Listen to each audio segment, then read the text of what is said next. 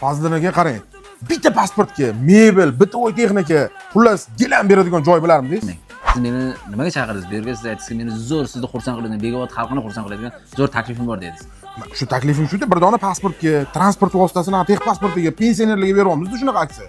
1-oktyabr ustoz va murabbiylar kuni. Bu yerda men Bekobod shahrida katta bo'lganman. Meni bu yerda ustozlarim bor, murabbiylarim bor. Bo'lmasa qarang, mana bunaqa qilamiz. Bitta zo'r joy tashkillashtiramiz.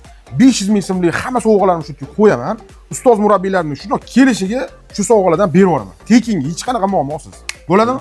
Bekobod shahridagi barcha ustoz va murabbiylarimizni hammalarini taklif qilib olamiz Texnositiga.